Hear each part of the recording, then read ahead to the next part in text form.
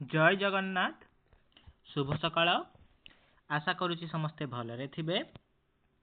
DElEd exam जहाँकि 2025 आमर एबे चली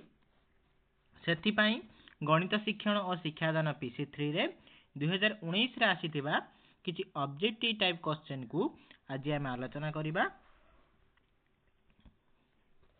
प्रथम प्रश्न रहिला शून्य स्थान पूरण कर।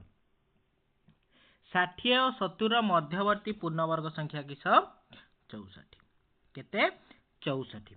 दुईटी क्रमिक गणन संख्यार गसागु सर्वदा 1 हम। केमती हम दुईटी क्रमिक गणन संख्या 3 और 4 नेली 3 4 गोटे क्रमिक गणन संख्या आमे तार जेतेबेले गसागु बाहर करिबा तो 1 पकेली मु फास्ट प्रथमे 1 पकेले कोन होची ना 1 3 3 1 4 4 तो गसागु केते बाहरला 1 ही बाहरिला। देखंतु गसागु 1। परवर्ती प्रश्न एक चाप यार विपरीत चापर डिग्री परिमाणर समष्टि केते। गोटे वृत्त अंकन कले वृत्तर गोटे चापर डिग्री परिमाण जदि 60 है तार विपरीत चापर यार डिग्री परिमाण केते होथुवो 300 होथुवो ताले टोटाल तार परिमाणर समष्टि केते 360। भलो भाबरे मन रखिबे। गोटे वृत्तर गोटे एक ज्यार दैर्घ्य व्यासार्ध सह समान हेले उक्त ज्या द्वारा छेदित क्षुद्र चापर डिग्री परिमाण केते। गोटे वृत्त गोटे ज्या अंकन कले ए ज्या यार व्यासार्ध सह समान है। जदि व्यासार्ध सह समान हबो ताने ये होची गोटे समबाहु त्रिभुज। जेहेतु समबाहु त्रिभुज यार प्रत्येक कोणर परिमाण केते हितबो ना 60 हितबो। तो यार क्षुद्र चापर परिमाण मध्ये केते हितबो 60 हितबो। परवर्ती प्रश्न गोटे सुषम पंचभुजर प्रतिसम अक्ष संख्या केते। सुषम पंचभुज जेतेबेले आमे करिबा तो यार प्रतिसम अर्थात यार प्रत्येक बाहु समान 5टा जाक बाहु समान हितिबो एवं यार प्रतिसम अक्ष केतेटा हबो गोटे दुईटा तीनटा चारिटा पांचटा। तो प्रतिसम अक्ष केतेटा होची आपण मानकर एठी 5टा। परवर्ती प्रश्न देला 13.3/5 रो शतकड़ा को दशमिक संख्या रूप में प्रकाश कले केते हबो ये 0.136। परवर्ती प्रश्न 5 और 10 रो तृतीय समानुपाती 5 और 10 रो तृतीय समानुपाती 20।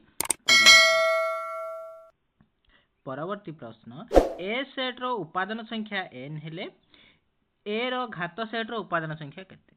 ए सेट रो कार्डिनलिटी सेट ऑफ ए केते देछि n। तो से कहिछि ए रो घात सेट रो उपादान संख्या केते हबो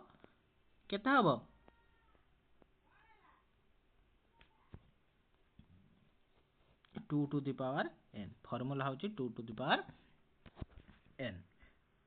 परवर्ती प्रश्न एक ग्राफ कागज उपरे y - 2x = 3 समीकरण लेखचित्र अंकन कले ताहा की प्रकार ज्यामितिक चित्र हबो गोटे रेख एभली अछि हमर ग्राफ कागज आमे जतबे तयारी करे ये एमिति गोटे रेखा सृष्टि हबो। अर्थात ये गोटे कोन सृष्टि हला सरल रेखा सृष्टि हला। परवर्ती प्रश्न एक चतुर्भुजर कोण गुडिकर परिमाणर अनुपात केते देला 2:3:5:8। तो से कौन कहला सबुठार सानकरण परिमाण केते यार अनुपात देला। तो आमे जानिचु चतुर्भुजर प्रत्येक कोणर समष्टि केते सब कोणर परिमाण मिसी केते 360। यदि सब कोणर परिमाण 360 तो एठी 2x + 3x + 5x + 8x = केते हबो 360 हबो। से बेला 2x केते हबो एठी हमर 40 हबो। करिक देखिबे तो 40 हबो। परवर्ती प्रश्न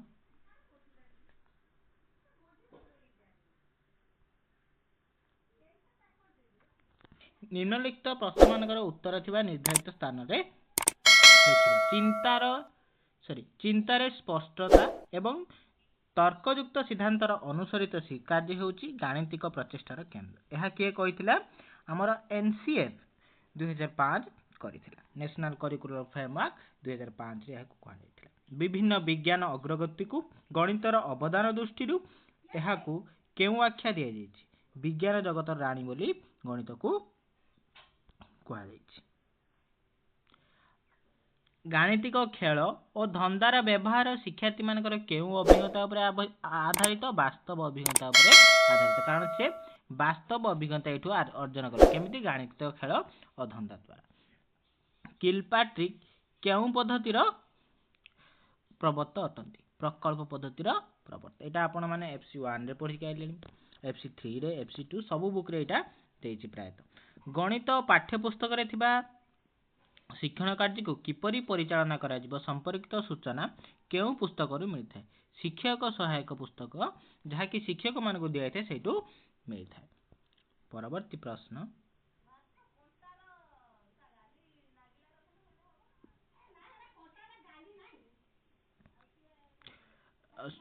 प्राथमिक स्तर रे भाषा और संख्या उपरे धारणा डेस दक्षता भाव परिचित मौलिक दक्षता भाव परिचित।